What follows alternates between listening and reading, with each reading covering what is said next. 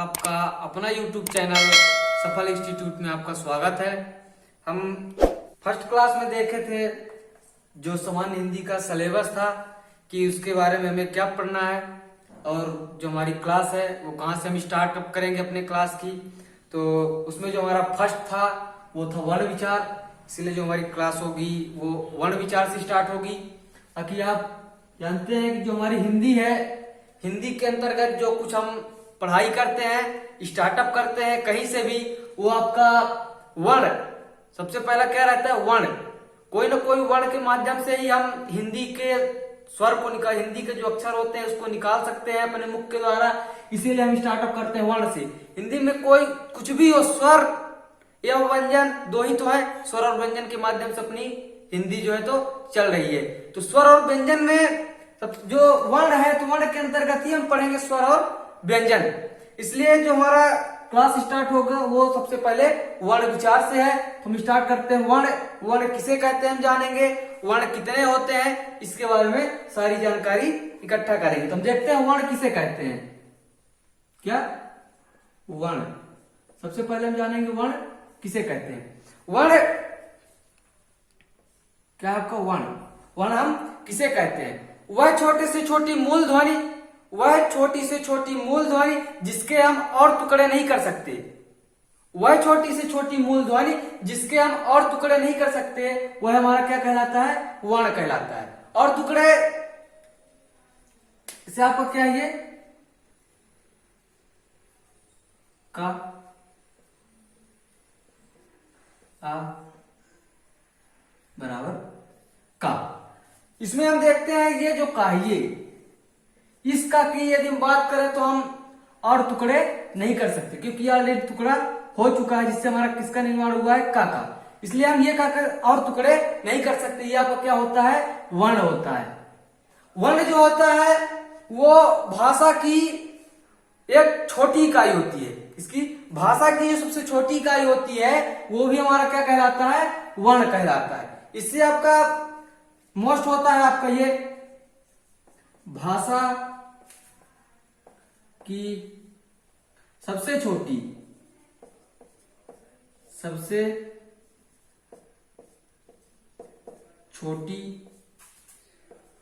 इकाई, जो भाषा की सबसे छोटी इकाई होती है वो वर्ण कहलाता है, वर्ण। तो हम देखेंगे इससे आपका ये क्या हुआ, आपका वर्ण हुआ। यहीं से आपका क्वेश्चन बनता है, एक क्वेश्चन आया था 2015 के पेपर में, इसलिए हम इसको लिख के आपको बता दिए। क्वेश्चन जो आपका आया था वो आया था भाषा की महत्वपूर्ण इकाई क्या था। ये जो आपका भाषा है तो भाषा की महत्वपूर्ण इकाई, भाषा की महत्वपूर्ण इकाई क्या है, उसके अंतर्गत आपके चार दिए हुए थे ऑप्शन। चार ऑप्शन में जो आपका पहला ऑप्शन था वो था वाक्य, जो आपका सेकंड ऑप्शन था वो था शब्द, थर्ड ऑप्शन जो आपका था वो था अक्षर, और जो आपका फोर्थ ऑप्शन था चौथे नंबर का वो था वर्ण। इसमें हमको एक क्लियर करना था जिसमें बहुत से हमारे साथी वाक्य, शब्द, अक्षर और वर्ण करके आए थे, जो हम एक अच्छे तरीके से छोटी छोटी चीजों को ध्यान में नहीं रखते हैं, जिस कारण से हमारा ये जो है तो मिस हो जाता है नंबर। इसीलिए इसमें जो हमारा भाषा की जो सबसे छोटी इकाई, भाषा की जो महत्वपूर्ण इकाई पूछा गया था, उसमें आपका जो राइट आंसर होगा वो होगा वाक्य। जो राइट आंसर होगा वो आपका होगा वाक्य। इसीलिए हम जो भी बीच में आपके मोस्ट क्वेश्चन आएंगे उसको हम एक अच्छे तरीके से समझेंगे। ये आपका क्या था, वाक्य, इसका जो राइट आंसर था। अब हम स्टार्ट करेंगे वर्ण कितने होते हैं।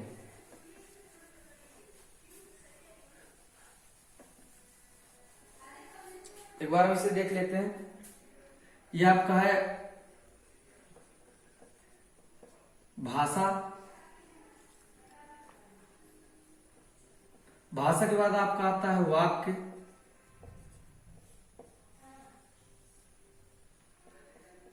वाक के बाद आपका आता है शब्द,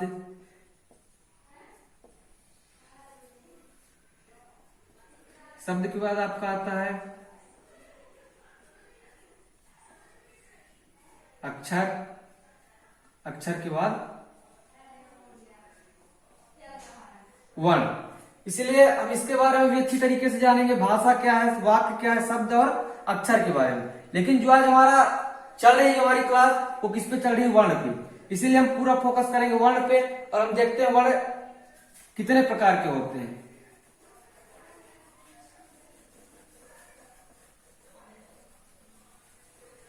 वर्ण जो है आपका कितने प्रकार का होता है? वर्ण जो आपके होते हैं वो होते हैं वामन। कितने होते हैं? वामन। वामन में हम देखेंगे कौन कौन से होते हैं। तो जो वर्ण के प्रकार है वो होते हैं, जो आपका सबसे पहला है वो है स्वर, जो दूसरा है आपका है वो है व्यंजन, तीसरा आपका एक होता है अन्न। अन्न के अंतर्गत कई सारे आते हैं। इसमें स्वर है आपका, स्वर की जो संख्या होती है वो होती है 11, और जो व्यंजन की संख्या होती है वो होती है 33। तो आपका 11 और 33 टोटल हो गए 44। 44 के बाद जो आपके बचते हैं 8, वो होते हैं अन्न। इसके अंतर्गत कई रहते हैं। ये आपका हो गया, जिसमें हम आज बात करने वाले हैं स्वर पे। स्वर पे, इस पे स्वर पे। तो हम स्टार्ट करेंगे स्वर को। स्वर के अंतर्गत हम जानेंगे कि स्वर क्या होता है, स्वर कितने होते हैं, स्वर के भी प्रकार है, स्वर कितने प्रकार के होते हैं। तो हम स्टार्ट करते हैं स्वर को। और स्वर हमारे 11 होते हैं, तो कौन कौन से 11 होते हैं वो चीज हम अभी देखेंगे। जो हमारा सबसे पहला है वो है स्वर, और जो स्वर की संख्या है वो है 11। जो स्वरों की संख्या है वो है 11। तो हम देखेंगे यहाँ पे स्वर किसे कहते हैं। क्या देखेंगे? स्वर किसे कहते हैं। तो जो आपके स्वर होते हैं, बिना किसी रुकावट के जो हवा या ध्वनि बाहर की ओर निकलती है, वही हमारा क्या होता है? स्वर होता है। बिना किसी रुकावट के जब कोई भी हवा या ध्वनि आपके बाहर की ओर निकलती है, क्या होता है? स्वर होता है। यह कि स्वर वे वर्ण होते हैं जिनको किसी की आवश्यकता नहीं होती। स्वर वे वर्ण होते हैं जिनको किसी की आवश्यकता नहीं होती, वह स्वयं पे ही पूर्ण होते हैं। जो स्वयं पे ही पूर्ण हुआ आपको क्या कहलाएगा? स्वर कहलाएगा। और एक चीज और है, जो मात्राएं होती हैं, मात्राएं सिर्फ स्वर की होती हैं, व्यंजन की कोई मात्रा नहीं होती। हम यहां पे देख लेते हैं स्वर, जाने स्वर किसे कहते हैं। और हम देख लेते हैं मात्रा। जो स्वर है, स्वर 11 होते हैं, लेकिन जो मात्रा होती है, मात्रा कितनी होती है? 10 होती है। यहीं पे भी हमारा कभी कभार गलत हो जाता है, जानते हुए भी, क्योंकि हमको यह लगता है कि जो हमारी स्वर है, स्वर 11 होते हैं, तो जो हमारी मात्रा है वो भी कितनी होती होंगी? 11 ही होती होंगी। लेकिन ऐसा नहीं है, मात्राएं जो है तो 10 ही होती हैं। और हम देखते हैं कि स्वर कौन कौन से होते हैं? 11, जिसमें आपका है आ, ई, उ, ए, ओ, औ, री। ये अब कितने हो गए? 11। जो अभी बताया कि जो मात्रा 10 होती है, जो ये आपका ये है, ये की कोई मात्रा नहीं होती, इसलिए मात्राएं का जो संख्या है वो 10 ही रखा गया है। अब हम देखेंगे कि जो स्वर होते हैं, स्वर के कितने प्रकार होते हैं, उसके बारे में हम जान लेते हैं। ये आपके 11 हुए। अब हम देखेंगे कि जो स्वर है, स्वर के प्रकार कितने होते हैं। तो सबसे पहला है स्वर का प्रकार, वो सबसे पहले हम बात करते हैं मूल स्वर। मूल स्वर किसे कहेंगे? मूल स्वर जो आपके होते हैं वो होते हैं आ, ई, उ, री। ये अब क्या हो गए? मूल स्वर हो गए। उसी में आपका होता है दूसरा जो होता है ह्रस्व स्वर। क्या होता है? ह्रस्व स्वर।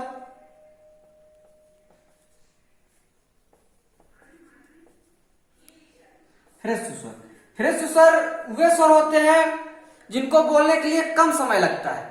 कम समय में भी हम उस शब्दों को निकाल लेते हैं। जैसे आपका मूल स्वर जो होते हैं वही क्या होते हैं? ह्रस्व स्वर होते हैं। जैसे आ, ई, उ,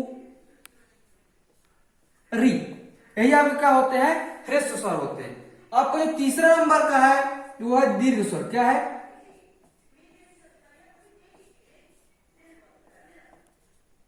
दीर्घ स्वर।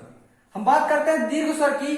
दीर्घ स्वर वे स्वर होते हैं जिन्हें बोलने के लिए ज्यादा समय की आवश्यकता होती है, ज्यादा समय लगता है, उस शब्द को हमें ज्यादा खींचना पड़ता है, वो हमारे क्या होते हैं? दीर्घ स्वर होते हैं। जैसे हम आ, ई, उ, ए, ओ, औ, ये हमारे क्या हो गए? दीर्घ स्वर हो गए। इन्हें बोलने के लिए हमें ज्यादा समय की आवश्यकता होती है, इसलिए हम इसे क्या बोलते हैं? दीर्घ स्वर बोलते हैं। एक आपका और होता है जो लास्ट है वो होता है प्लुप्त स्वर। क्या होता है? होता है प्लुप्त स्वर। ये जो है तो प्लुप्त स्वर, इसको भी हम जान लेते हैं। इसकी आवश्यकता उतना ज्यादा नहीं पड़ती है, फिर भी है तो हम इसको जान लेते हैं। जो प्लुप्त स्वर है, प्लुप्त स्वर वो स्वर होते हैं जिन्हें हम बोलने के लिए ज्यादा समय तक आवाज खींचनी पड़ती है, उसे ही हम क्या बोलते हैं? प्लुप्त स्वर बोलते हैं। जैसे आपका हो गया उच्चारण, क्या करते हैं हम? ओम,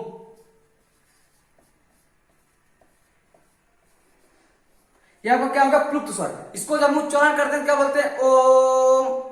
इसीलिए हमारे क्या होते हैं? प्लुप्त स्वर होते हैं। ये आपके स्वर थे, स्वर के प्रकार। ये आपका स्वर कंप्लीट हुआ यहीं पे। अब हम बताए थे जी वर्ण विचार का। वर्ण विचार के अंतर्गत हम दो पढ़ेंगे, पहला स्वर दूसरा व्यंजन। ये आपका पार्ट वर्ण विचार का जो आपका पार्ट फर्स्ट था ये खत्म हुआ, समाप्त। अब हम बात करेंगे अगले क्लास में जो आएगा हमारा वो रहेगा वर्ण विचार का ही रहेगा, लेकिन उसमें रहेगा पार्ट सेकंड जिसमें हम पढ़ेंगे व्यंजन। व्यंजन के अंतर्गत, इसीलिए ये क्लास हमारी यहीं पे समाप्त होती है। हम मिलेंगे अगली क्लास में आपको व्यंजन के साथ। तो यदि आप हमारी क्लास आपको अच्छी लगी हो तो लाइक करें। यदि आप हमारे चैनल में नए हैं तो उसे सब्सक्राइब करिए। उसके आगे जो बेल आइकन की बटन होती है उसे दबाइए, जिसलिए जो हमारी अगली क्लास वर्ण विचार पे सेकंड आए वो व्यंजन पे, वो आपको एक नोटिफिकेशन के रूप में मिल सके। यहीं पे धन्यवाद।